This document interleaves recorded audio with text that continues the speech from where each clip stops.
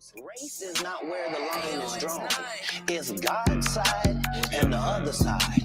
It's up for all of them. It don't matter. Thank you very much, everybody. It is Saturday, May 17th, 2025, year of our Lord Jesus Christ. You are tuned into the Amazing Grace Sports Network. I'm here, Ray Morris, with Kevin Christen. And we're here to talk about the Red Sox and the Celtics. Or maybe we should change it around. The Celtics first and then the Red Sox is what we're talking about. And, well, I don't think after today we are going to be talking about the Celtics after today because they lost. That's right, they lost, ladies and gentlemen, last night in New York City, Madison Square Garden, and they lost by 38 points. 38 points. But before we get to that, ladies and gentlemen, let us engage in prayer because we have a lot to be happy for. Health, wealth, being here. I'm glad to be here. I'm sure Kevin's glad to be here, and we are glad you're here. So thrilled. I didn't even write anything for this because I was so busy getting things lined up. So comes from the heart. Sometimes the best prayer that it is. Ladies and gentlemen, thank you for being here.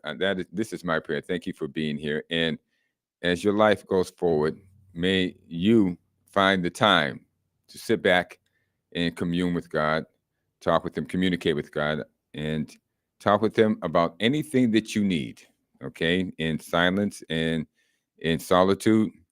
Tell Him the things that are on your heart, the things you need help with, and communicate with Him. And I'm sure you will find that things will change for the better as you go forward. They have with me whenever I've engaged in prayer about the things that bother me, things that I would like to change about myself. It does happen. It does happen for everybody. So give it a shot. We have everything to gain and nothing to lose. Amen. Okay, ladies and gentlemen, before we engage in the Red Sox and the Celtics, I think we should do a little Today in History. We'll take our time. We'll take our time before we get to that. Today in History, just to take the edge off. Today in History. Unbelievable.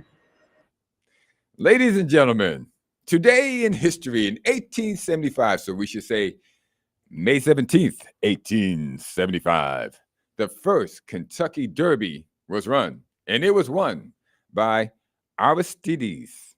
Aristides, that's right. They gave Roman names to horses even back then. And he won it in 2 minutes, 37 seconds, and 0.75. Aristides won the race by 2 lengths, and he was ridden by Oliver Lewis. Oliver Lewis was the jockey. He was an African-American jockey. Rode him to a 2-length victory, and that was that. That was the first Kentucky Derby. May 17th, 1875. Almost 100. Wow, it's longer than, wow. It's like almost 150 years ago. But anyway, my question is, he won it in 2:37.75. Who owns the Kentucky Derby record at this time, and what is it? And if you get this correct by calling this number, 844-249-5247, 844-249-5247, you get your choice of T-shirts, mugs, cash, cars. We'll find something to give you if you come up with that answer. And today in history, number 2. Yes, switching gears from horse racing to baseball in 1984 and May the 17th, 1984. Yes. Cincinnati Reds pitcher Mario Soto threw 4 strikeouts in 1 inning. It happens when the catcher muffed one of the third strike calls on the hitter and the ball gets by him and the hitter reaches first base, forcing the pitcher to pitch to another batter. Yes. Thank you for that description. I didn't write that. Who was the last pitcher to throw 4 strikeouts in 1 inning? And this is a more recent occurrence. Yes. And, well, knowing who the answer is, and a very injury-prone pitcher. So if you follow baseball and that closely, maybe you'll and he's not with the team that he pitched, got the 4 strikeouts with now, by the way. Yeah, that was only 2 years ago. That's correct. Yes. Yeah, I think we got a picture of Mario Soto too there with the. Yeah, we do. We got a picture of Mario Soto. And Cincinnati Reds, 1984. And I was supposed to put that up, ladies and gentlemen. That's not Kevin's fault. Moving on down the line. Is anything ever my fault? Never. Not according to you. Moving on down the line. In 2020, a pair of Michael Jordan autographed Air Nike 1s from 1985 sold for a record of $560,000. $560,000. What most people would consider a heck of a yearly salary was spent in one day. Yes, I don't have a question for this, ladies and gentlemen. I really don't. I don't have a question. I don't think I can think of a question for this one. But my only question is, who would pay $560,000 for a pair of sneakers that they probably are not going to wear? I really don't want to know the answer, but if you have the answer, feel free to give it to us. We'd appreciate it. We just would like to know, just for trivia's sake. Nice to have that chunk of change lying around. $560,000 for a pair of sneakers. I have a feeling it wasn't Spike Lee, though. I don't think so. Well, it certainly wasn't one of us. That's for sure. It wasn't. No, it wasn't one of us. Maybe in a different life. Not even in a different life. Before we get to anything, I'm going to give you the number again: 844-249-5247. 844-249-5247. Our subjects today, we're really just going to do two subjects: the Celtics and the Red Sox, and we will get to that right after we come back from our commercials, so that we can just get on with it and get it over with, ladies and gentlemen. Two pretty inspiring topics. Yes, pretty inspiring. Ladies and gentlemen, how would you like to feel better, stand straighter, and enjoy daily activities without pain? Then look no further than Karma Don Yoga. As one of the more accomplished yoga instructors in the New England area, Karma embraces many different styles of yoga, including vinyasa, slow flow, yin, and restorative, in order to tap into your pranic energy and create a balanced mix of healing, stretch, and strength. Find her and her very affordable classes online at karmadonyoga.com. That's karma, like good karma, bad karma, dawn, like the morning dawn, yoga.com.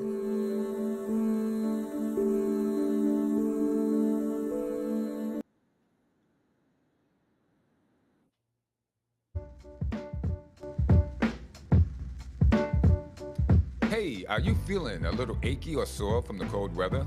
Then take a visit to Dylan's Russian Steam Bath. At Dylan's Dry Sauna or Wet Steam Room, you can de-escalate, de-stress, and detox your body and mind. A hot place of massage or a variety of oil massages are available. You will enjoy the relaxed atmosphere that features a nutritious snack bar, large screen televisions, and comfortable lounge chairs to cool off in during your visit. They have two convenient locations, one in Chelsea and the other in Quincy. Find them online at Dylan's Russian Steam Bath or call 617-549-3484 for more information. To enjoy your best health, visit Dylan's Russian Steam Bath, where heat, steam, and water have a therapeutic effect.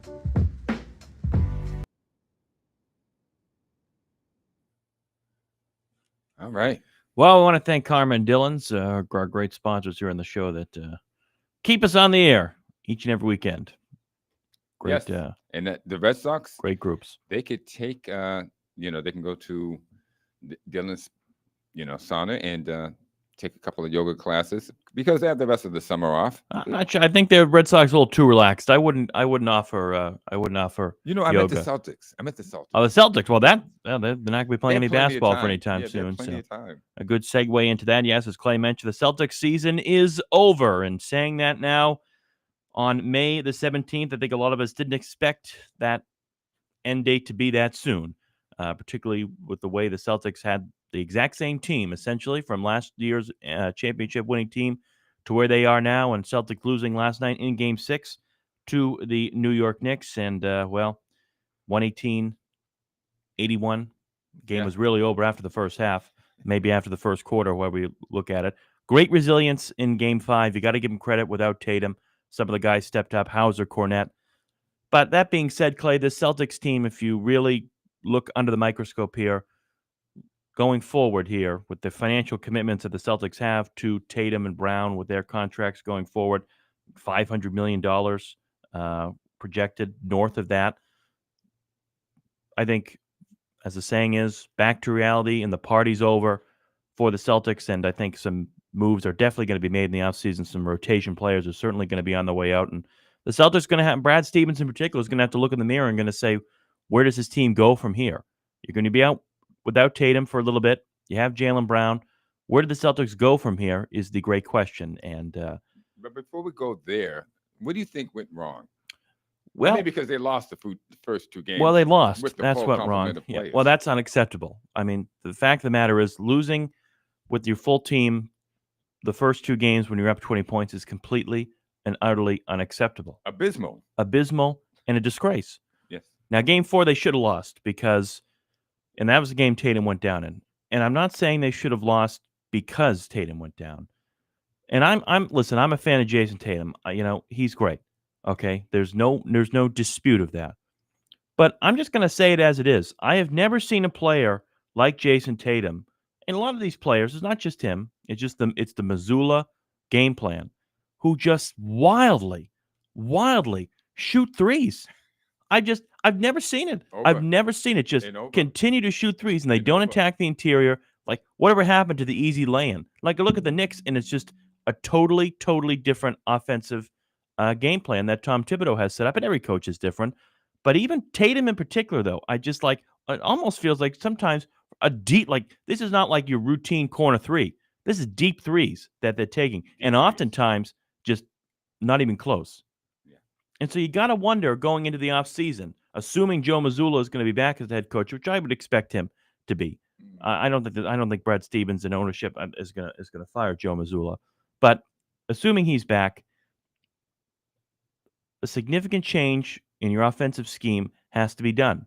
And the reliance on the three-pointers, and everybody says, well, when they're on, they're on. That's great. But when they're off, they're off. And here we are now. Take the ball to the hoop. I have a couple of issues that I'm gonna get into. Okay. Last night the Celtics laid down, crawled into a fetal position, and they got the boots put to them. Now, losing the first two games by continuing to shoot threes when they were not falling and refusing to take the ball to the hoop, which is what we're talking about. And when one is up by 20, now this, your whole thing, you start seeing things different as you start analyzing. When you're up by 20, the object is to go up to 30. We all know that, yes. But you're up by 20, and now you have the other team at your mercy. So you should take the ball to the hoop. You should punish them. You should grind it out once you're up by 20. Grind it out. Take the ball to the hoop. Get fouled, because they will have to foul you now. They don't want you to score. You're letting them off the hook easy by shooting a three. And if you miss it, and they hit a three, it becomes a 6-point swing, just like that. Okay? So when you're up by 20, instead of continuing the philosophy of shooting threes, now is the time to take the ball to the hoop and make them pay for letting you get up by 20 and further put the foot on their neck, which they didn't do in any of the first two in the first two games. And it came back to bite them right in the butt. It came back to haunt them because they lost the first two games at home and put them in the hole. And I'm listening to Jaylen Brown say to reporters, they still got to beat us 4. Excuse me, you're already 2 games in the hole. They only got to beat you 2. With that mentality, you're taking it wrong. At least that's what I believe. You can't have that mentality, well, they still got to beat us 4. You're already down 2. They only got to beat you 2. Right. You're not catching on. You're in dire straits. You're in dire straits, and you have to turn it on right now. That didn't get done. My second really big problem with what Joe Mazzulla did, that first one was to continue to shoot threes when they were up by 20, is playing Kristaps Porzingis. Because the mentality of a teammate, or the mentality of a team, especially a team that depends on a scorer such as Kristaps, to be out there. I mean, to be that guy. He's one of those guys. He is a Tatum, a Brown. Porzingis is one of those guys. He's one of the top 3. Certainly getting paid that way. Yeah, and when you see your guy out there, and you have the ball. If he's open, you're going to pass him the ball. But in this case, it's the wrong thing to do because he's injured. He's basically injured. Okay. I don't even know why they didn't even classify it as injury. The guy can't play. He can barely breathe. His illness, this viral infection that he has weakened him to the point that just getting up and down the court takes effort. Okay. But that aside, when you see your guy out there, you're going to pass him the ball if he's open. That's your mentality. You've been doing it for 80 games, 60 games, 100 and something odd games if you go over 2 years. Okay? So Mazzulla, by putting him out there, hurt his team. Not only was he putting the player at risk, because you shouldn't put that player at risk with this type of infection, it weakened him to the point where he couldn't breathe. He already stated such. Well, why would you put him back out there? But you also ruined your team's mentality. What you should have done, or what I think you should have done, is treat it like an injury, not play him at all. That way your team goes into the game prepared not to have Kristaps Porzingis, and now they're playing the way they know they can play when Kristaps is not there. When he's there, they're going to play differently, except he's not that player. It was just total confusion all around, and it falls on the back of Joe Mazzulla. So, Clay, we talked about looking at the offseason here, the financial commitments the Celtics are in, and looking at couple of the free agents. Actually, before we do that, we do have a caller here. We're going to talk to a friend that we haven't heard from in a little bit, but we know he's going to fire us up a little bit. That's John. John, good morning. John, welcome on in. What's happening, guys? Hey, I think even if the Celtics had a healthy Jason Tatum for 9 games, they were going to get manhandled that whole series. So those Knicks, I'll tell you something, they seem like a very balanced team, the Knicks. They use these guys sparingly. Much different than the Celtics, and I think Tom Thibodeau's offensive game plan, John, was more effective than Joe Mazzulla, and less reliance on three-pointers. This is a good coach compared to Joe Mazzulla. Right, a lot. I mean, now, do you think Mazzulla, what's his situation with a contract? Is he locked up for like 4 or 5 years? He's locked up. He's locked up for a couple of years. I think he'll be back as a Celtics head coach next year. That's what I predict. Wow. What is his history in the NBA? Was he like a CBA player? Did he play for Golden State for a year or something? I mean, I never heard of him until he was the head coach of the Celtics. Neither did we, right? Unless Clay, did you? I mean, no, he has no history other than being a coach. He was the coach underneath Ime Udoka. Yep. And so when Udoka had the situation, then he came in and became the interim coach, and then became the full-time coach. And that's how he has not played in the NBA. No. It's funny when you think about the glory days of Boston sports. They always had the ultimate head coaches. Auerbach, Bill Fitch, Heinsohn, Celtics. So the Red Sox, you had the Darryl Johnson 75 World Series, Bruins, Don Cherry. Right. Now you get guys you don't even know where they came from. I couldn't even tell you right now. Who is the Boston Bruins head coach? Well, currently vacant right now, Joe. Okay, yeah, vacant. Yeah, no, there's no coach right now. But the last guy always got confused with Joe Sakic, the Colorado hockey player. Joe Sacco. Correct. There was some confusion there. But to be fair, I mean, 2 years ago, John, Joe Mazzulla, was not expected to be the Celtics coach. The Celtics had a good thing going with Ime Udoka, and unfortunately some stuff happened there that we can't really get into. But anyway, he's recovering very nicely with the Houston Rockets. And I think I would speak for Clay as well. We're all proponent of second chances in life. People make mistakes, and he's doing well with the Rockets. But Mazzulla was an assistant coach under him. He really didn't have much experience. Clearly the Celtics and ownership liked him. And, he's won an NBA championship so far, and I guess we give him that. But I think some definite things have to change. And I want to get your thoughts, too, John, quickly. We talked about this on Porzingis, because I know we talked a little bit about this as well. What are your thoughts on him? I had asked my brother, I go, why is he still on the bench? I mean, 2 games ago, I just couldn't figure it out. I don't think he's back next year. Well, he's got one more year left in his deal. He was sick. He had a virus of some sort, and it seemed to me even when he was out there, Mazzulla said he couldn't breathe. That's what he said. Well, that might be it. So I don't know, but he's paying. You're paying him all that money. You gotta ask yourself what the financial commitments the Celtics are in. With 1 year left in his deal, how much of an impact does he have on this team going forward? And that's a question that Brad Stevens is going to ponder. Hey, what is Giannis's situation with Milwaukee? Is he like an unrestricted free agent? Imagine if they could switch Giannis for Tatum. You don't think Milwaukee would let Tatum sit out a year and a half? No, I don't. Take a healthy No, I don't think that would happen. But I can tell you this: Giannis definitely is sick of playing for the Milwaukee Bucks, and I don't think the intention of bringing in Doc Rivers, John, was to compete for an NBA championship, and they have not come very close to doing that in the 2 years Doc Rivers has been with the Bucks. But regardless of that point, Giannis, I expect, and I think Clay as well would expect him to be in a different NBA uniform next year, but it's certainly not going to be the Boston Celtics. No, I don't think it's going to be the Celtics. Hey, how about the Dallas Mavericks now? If they're going to get Cooper Flag most likely with the first pick. You got Cooper Flag, Kyrie, and Anthony Davis. That's not a bad little three. That's a good landing spot for Giannis right there, if they could swing that one. Yeah, exactly. Yeah. I mean, they'd be a favorite in the West to get back to the finals. John, with the caveat though in that, John, the fact that those guys have to stay healthy to have Dallas be successful. Anthony Davis and Kyrie's coming off a torn ACL. Davis has a number of different injuries.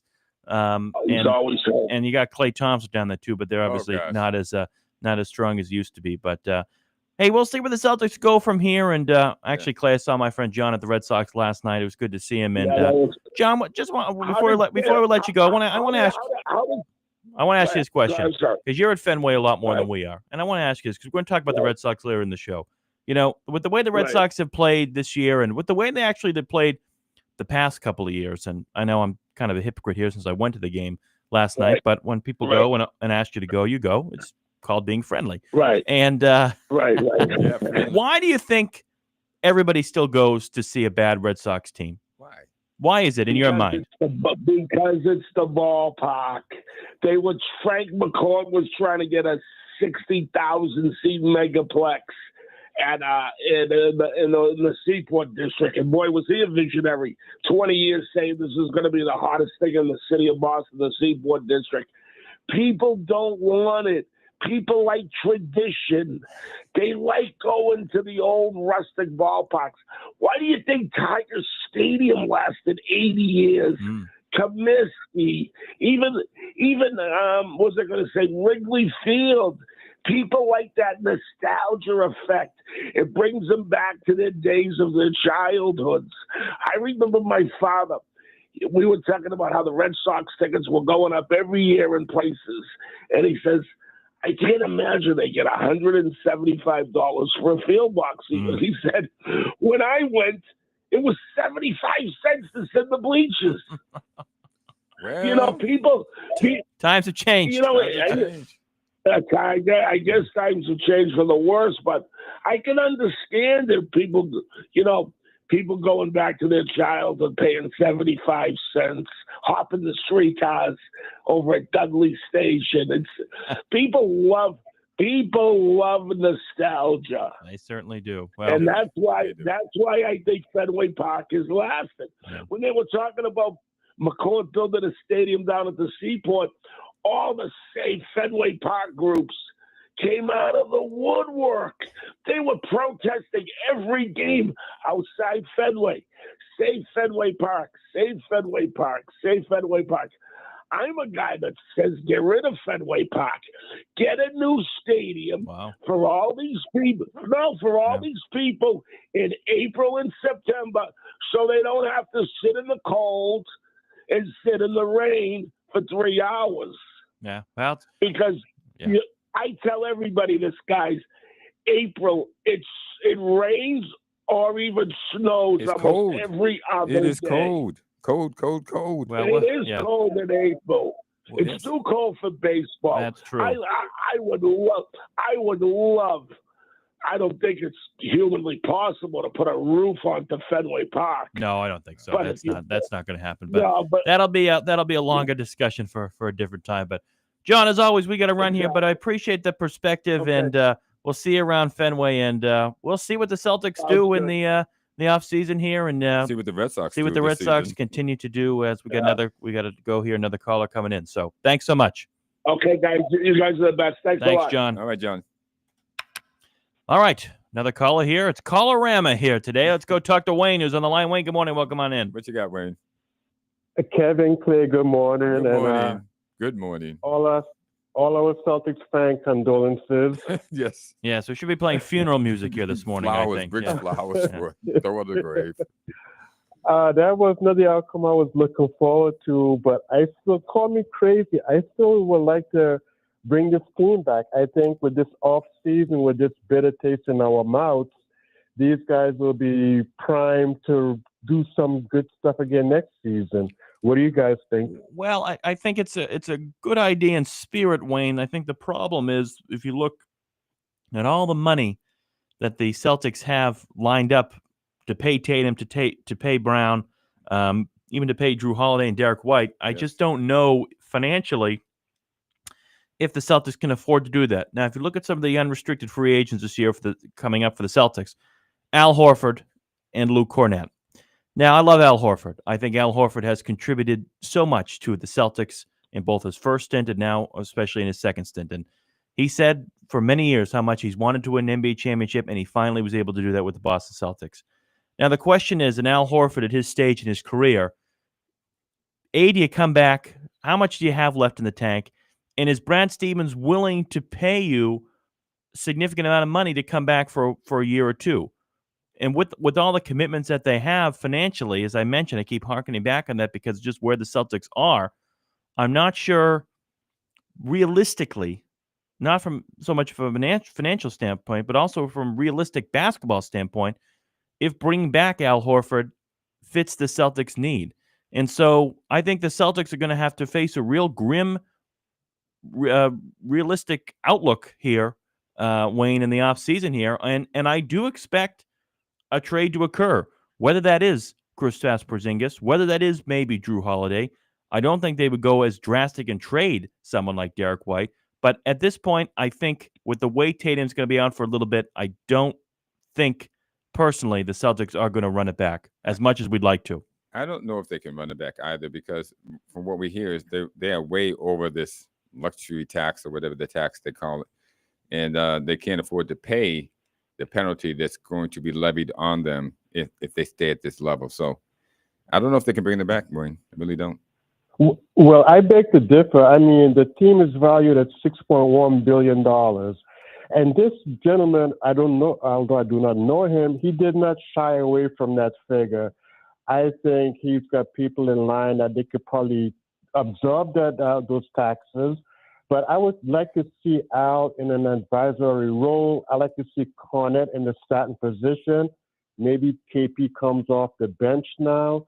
I still like Hauser and Pritchard, and I would like to run it back with these guys. I think this off season they're going to have a miserable summer. yeah, definitely. I don't think they can wait to get back to righting the ship. I still think the coaches is valuable. I still think Al has a lot of value for this team still. I like roll the dice and bring the band back. Well, Even at 39, you would bring him back at 39 years old. Yeah, I think we can maybe alter his role instead of having Staten all. Just we know the value that he brings. Maybe have him come in. I hate the word load management, but maybe something to that caliber for him. He has some valuable, and the guy knows he won in college. He's won in the pros, so there's some value to him. A lot of value. You're going to do a Udonis Haslem for Al Horford. Just have him sitting on the bench. Exactly. I don't know. Exactly. The culture. Train the new people coming in and what it means to wear that uniform and that Celtics on your chest. So we'll see if they can afford it. Well, $6.1 billion. I don't think this guy. We're not worried about this guy having a. That's above my comprehension level. I have no idea what's going on at $6.1 billion. I mean, I would have trouble thinking about $6.1 million, but we'll see. And then again, just to double down on that, this man lined people up, so he has people and willing to open up their checkbooks because Then no one said, "Hey man, this is crazy. Why are you doing that?" No one said to him, "No, this team has value. This see the value in this team." And I'm sure he have a lot more investors that are willing to pony up some more money. I don't think we ought to be afraid now. I just think we ought to just double down and let's get it done. Okay. Well, we'll see what happens, Wayne. As we mentioned, it's going to be a very grim offseason and a long summer, I think, for the Boston Celtics, in particular, Brad Stevens. But in Brad, we trust, I think, as the saying goes. And have no choice right now. He's proven himself to be a very effective, I think, president of basketball operations, more so than maybe as he was head coach. And it's working. And I'm confident Brad Stevens will figure something out, and he'll be creative in doing so. And I would hope that when we see the Celtics next year, that a lot of the remaining players, a lot of these core players continue to remain in a Celtics uniform going forward. But wouldn't be surprised if we see a significant trade, perhaps, that the Celtics end up swinging.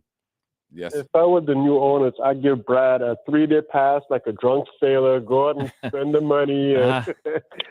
Well, it's not much money to spend, unfortunately. So, all right, Wayne, you take care. Thank you. Thank you, Wayne. Bye now. Two great callers here this morning. Again, the number 844-249-5247. Talking the Celtics now. We're going to wrap up that discussion pretty shortly. I think, Clay, you and I are both in agreement. Probably Al Horford, his time in a Celtics uniform, probably is done. I think the question remains is, with your Brad Stevens, Luke Cornett, do you bring him back or do you let him explore elsewhere? I think are you talking about Cornett? Yes, or Luke Cornett. Yeah. I think you got to keep Luke. Mm-hmm. I mean, unless you have somebody that's stepping up that we know of, and it's not Cater. I can't see Cater filling Luke Cornett's shoes. And if you're Brad Stevens as well, you look online and got to stay offline, look at some of these mock trades. Do you consider trading one of the three, Porzingis, Holiday, and Derek White? Or, excuse me, or. Yeah. I don't know if you have a choice. I mean, it depends all on this luxury tax thing that they're talking about. If they can pay it. If they can pay it, then they can keep these guys. If they can't pay it, they're going to have to trade them. So that comes into play. Nobody's going to take Tatum injured. I don't know if you can offload Brown at this particular time.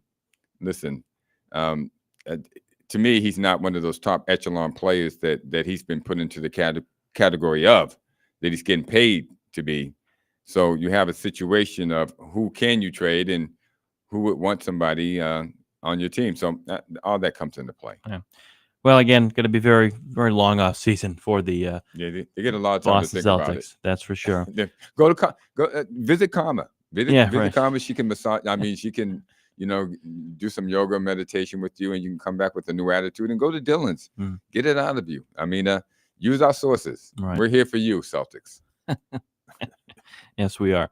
Looking at the rest of the NBA, we have an interesting Eastern Conference Finals matchup tipping off on Wednesday evening at Madison Square Garden. It's the Knicks against the Indiana Pacers. Mm-hmm. And sort of on that series, Clay, blink and you miss it. The Pacers steamrolling Cleveland in 5 games, 4-1. Of course, Cleveland, the number 1 seed in the East all year, and looked like at times that this team could go to the NBA Finals, led by Donovan Mitchell and his supporting cast. Well, the Pacers back to the Eastern Conference Finals, 2nd year in a row, hoping not to get swept as they did by the Celtics last year. They have to face the New York Knicks, and the Knicks back in the Eastern Conference Finals the first time in 25 years. Tom Thibodeau, I think, is the right man for the job for the New York Knicks. I think that's going to be an excellent series. Let's cut to the chase. Who you taking? Well, I'm not prepared. I'm not prepared to. Well, Okay. Actually, I'm not gonna pick a team before or after the series has started because that would be unfair. Right. Give me the Knicks to go to the NBA Finals. I'm taking Indiana. All right, there we go. Indiana. We have to have some some division. Denver plays tomorrow. Yes, Denver. we'll talk about the West as well. We have a Game 7 with Denver and Oklahoma City.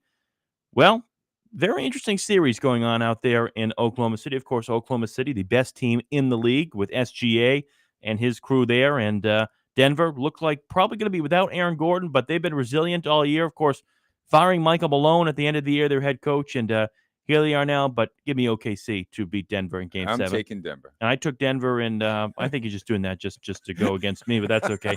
But I did take Denver to beat LA in the first round, and he was right. Clay, I took the Clippers. Clay did believe the Clippers would be able to break that first round curse. I thought the management decision to fire the coach might not be the best choice, but it turned out to be okay. Seemed to motivate them. Yeah, it seemed to work out okay. And so the winner of that game awaits the Minnesota Timberwolves. They're back in the Western Conference Finals for the second year in a row. Anthony Edwards and dispatching the Golden State Warriors in 5 games. And unceremoniously. Unceremoniously, indeed. And I think, Clay, once Stephen Curry went down, I think that series was over. The Warriors simply cannot win without Steph Curry.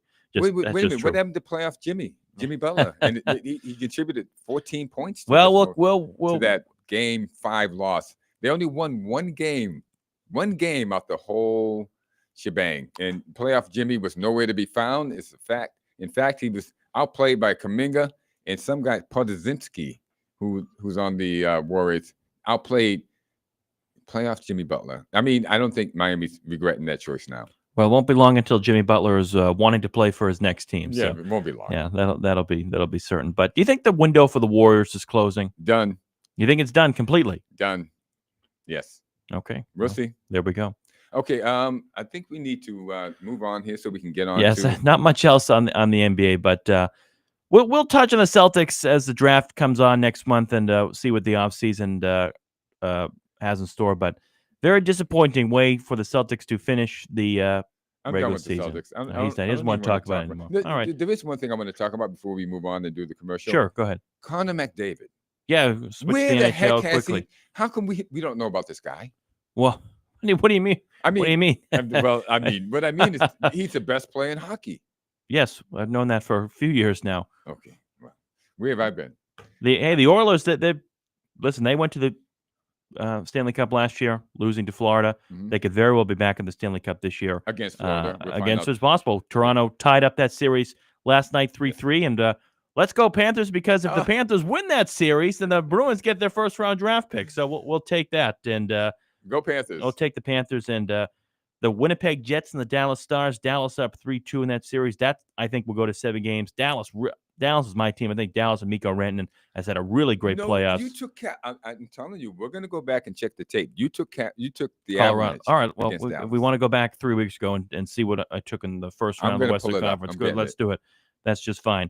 And a surprising move as well, Clay, for whatever reason, it seems to be in both the NBA and NHL this year.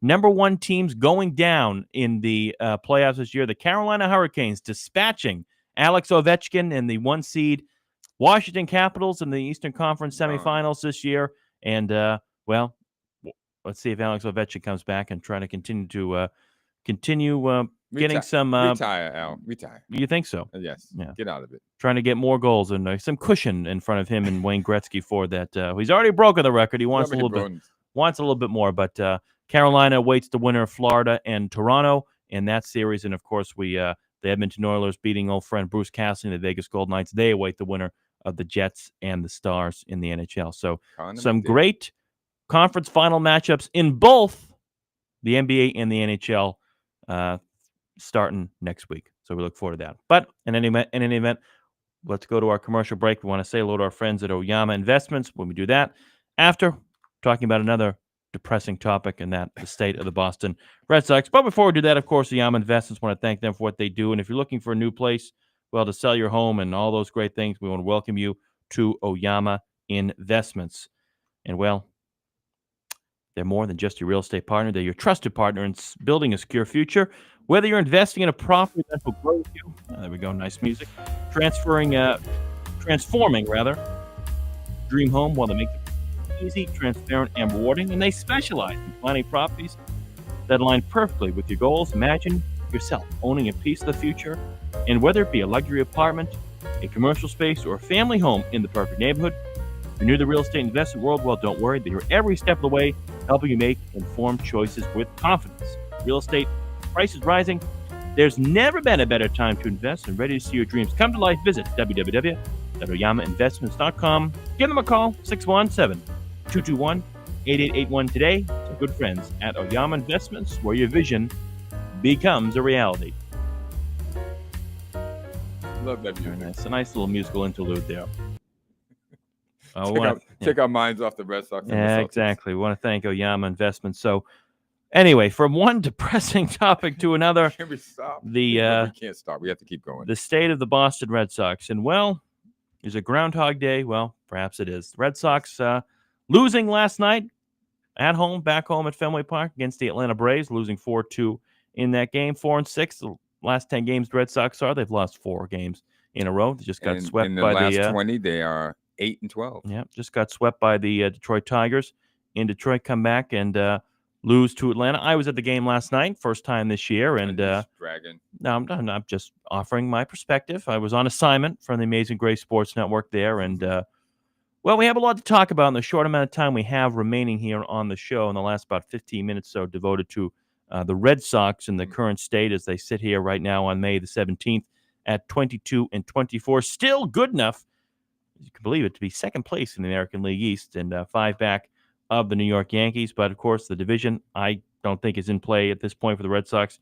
Red Sox 3 back of the wild card right now, and in front of them, well, 3 teams in the American League West: the Houston Astros, Texas Rangers, and a team, Clay, without a home, the Athletics. Not the Oakland Athletics, not the Sacramento Athletics, just the Athletics. That's right. With their low payroll, still better than the Boston Red Sox at this point in the season. And, you know, folks can say we're overreacting at this point. Folks can say, well, the season is early. There's still a lot of baseball to be played, yada, yada, yada. Quite frankly, I don't want to hear it because I mentioned the term Groundhog Day, and we talked about this on the program last week and have been doing it now. And where this Red Sox team sits, the mediocre play they continue to be in, the malaise that surrounds this current Red Sox team right now is cause for concern, in my opinion. And I'm going to say it. I'm going to say it and make the official call here on the Amazing Grace Sports Network. If the Boston Red Sox are to finally make the leap to go back where they should be, and that's playing good, dominant baseball in the American League and throughout the rest of the MLB as well, a change at the helm needs to occur. And in my humble opinion, Alex Cora should be fired as manager. I agree with you, Kevin. Alex Cora needs to be fired. I am going to place this whole Rafael Devers imbroglio at his feet, in his lap, on his back, however you want to put it. I don't think he's strong enough to the players to tell them what they should do, or he's strong enough to say, listen, if you don't play this position, I will sit you down, or if things don't get better, I will sit you down. So he is part of the problem. Breslow did his job. Breslow went out and got good players, put them in a good situation. It's up to Cora to do something with them or not, or express his displeasure with them to management so they can back his decision to do whatever he wants. But we have Trevor Story hitting .230. We have Cedar Rafael hitting .230. We have Devers deciding where he's going to play, what he's going to play, and there's no consequences. There's no, listen, I'm going to sit you down until you get your mind right, or until you come to a better decision here. I'm going to sit you down and play somebody else. I mean, that is the only choice he has. He can't fire them, but he can sit them down and embarrass them. And Cora is playing both sides of the fence. He refuses to do either of any of those things. He leaves them out there no matter what they say, no matter what they do, no matter how bad their pitch selection is that they're swinging at with Duran. I mean, this guy's now swinging it above his shoulders. And nobody's sitting him down saying, hey, buddy, I think you're in the slump. You know, I'm going to sit you down and bring someone else in. No, he's hitting 240, 250 now, just going downward. There's no discipline on this team, and it's directly attributable to Alex Cora. And it's an unfortunate thing to say, and I think you hit the nail on the head, Clay, about Craig Breslow. You know, for years, the way the Red Sox have played post-2021, from 22 to 24 to now, the problems have been with the front office and the ownership, and particularly Chaim Bloom at the time. Oh, yeah.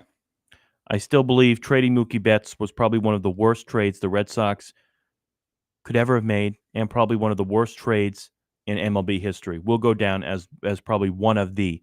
There have been a lot of trades. I can't say it was the worst trade, but it was up there. One of the worst trades the Red Sox ever could have made, trading Mookie Betts to the LA Dodgers. Now, that being said, you can't blame Alex Cora for that. You know, that's neither here nor there. Plus, he was fired a couple weeks later with the whole scandal anyway. But anyway, that being said, Craig Breslow brought in Garrett Crochet. He brought in Alex Bregman. Okay, two guys that have immediately contributed. Crochet on the mound. I know he let up 2 home runs last night. That's the only runs he let up and took the loss because the offense really didn't support him. That being said, Bregman has sparked your offense. You remove those two guys, Clay, from the equation, both Bregman and Crochet. This team is at the cellar of the American League, probably one of the worst teams throughout the league without those two guys. Correct. It seems to me the Red Sox cannot go out there and just contribute, and not last night, clearly, but when Crochet's on the mound, they can't just sit there and not provide for him. It's just not going to work. No. And so, to me, again, I said this last week, I'll say it now.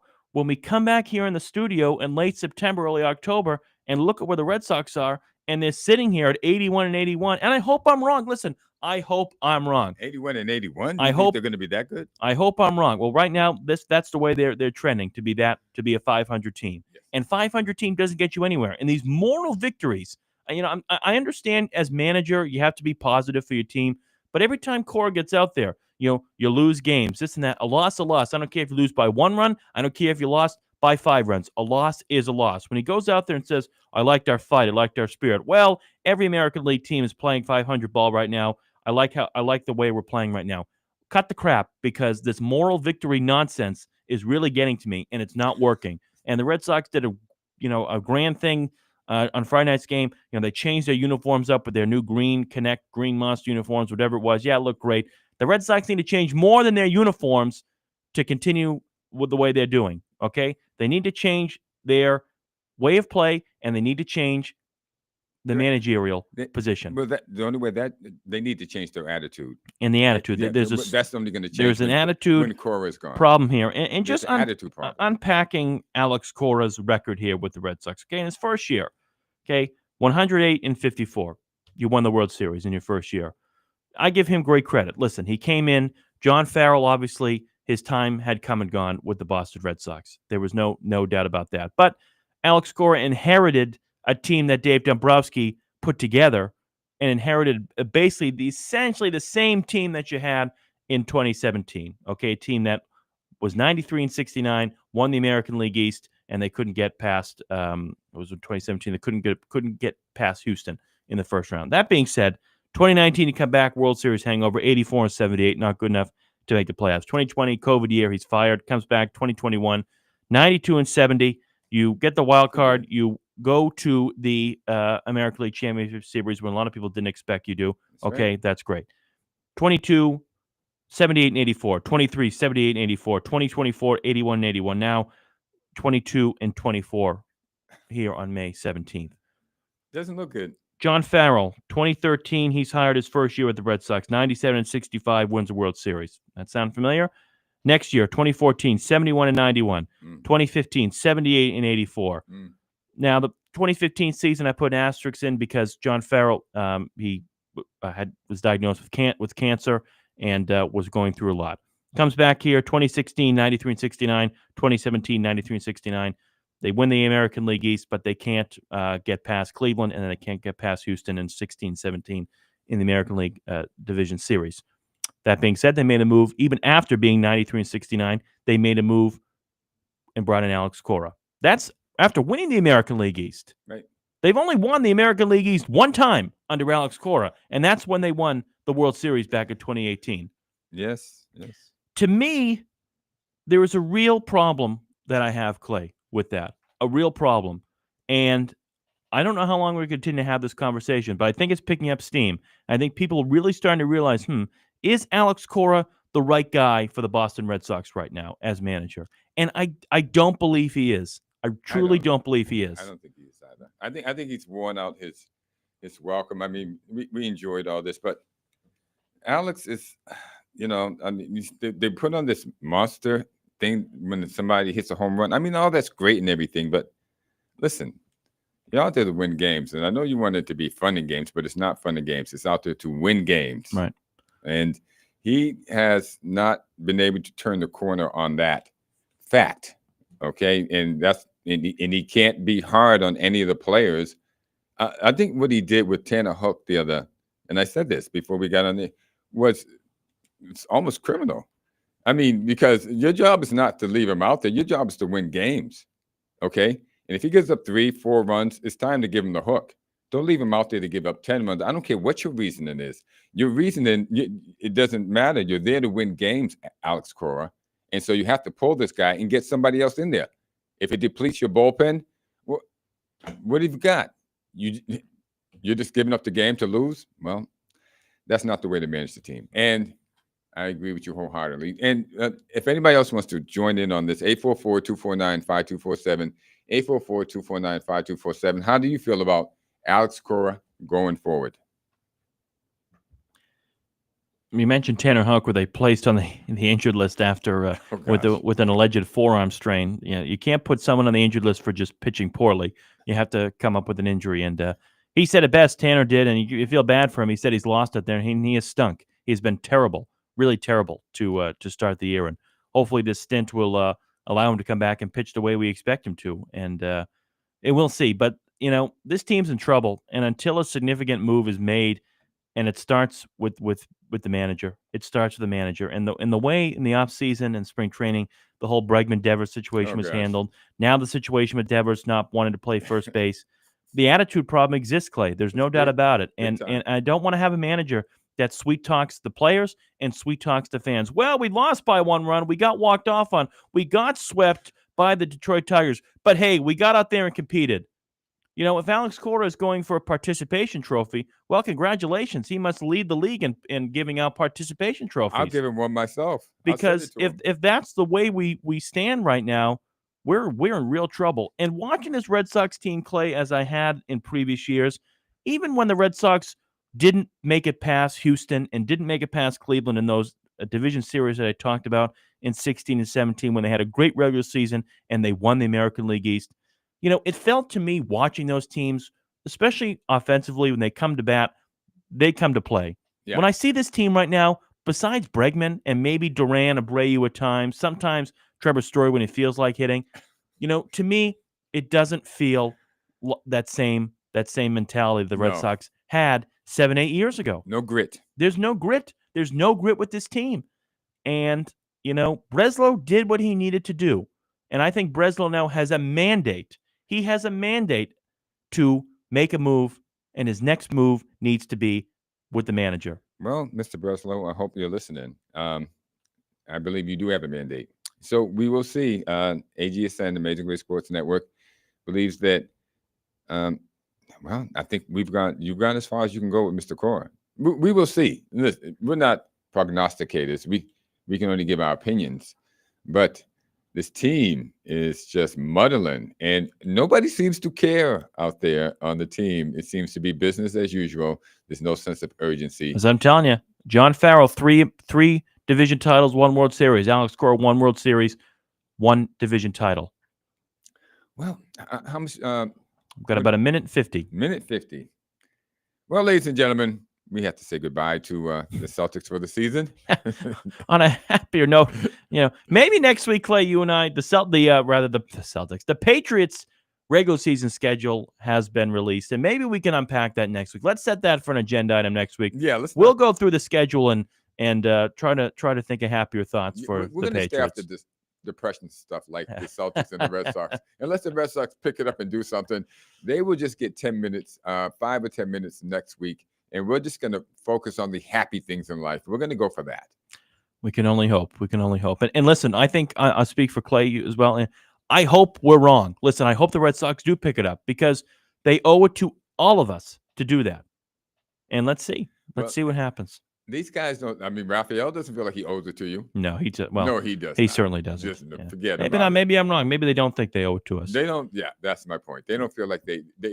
You know, it reminds me of when the Patriots had to make a decision with Gerard Mayo. One of the decisions that they had to make was the attitude of the team. Sure. They felt like, why are these people booing us? These people pay your salary. I hate to tell you this, but you seem not to know this. But not even one game, Clay. They haven't played one game. You can tell the immediate change in the air with Mike Vrabel as head coach. Correct. And I think that's what you need to do with the manager and getting rid of Alex Cora. But I've said what I needed to say on that in the final 20 seconds here. Hope everyone has a good weekend regardless. And happy Memorial Day. Happy next weekend. Memorial Day will be on the air next week. And enjoy this great May Day and keep faith and happier days are ahead with the Patriots, hopefully, Hopefully. and all that great Take stuff. care So of yourselves. Take care. And pray.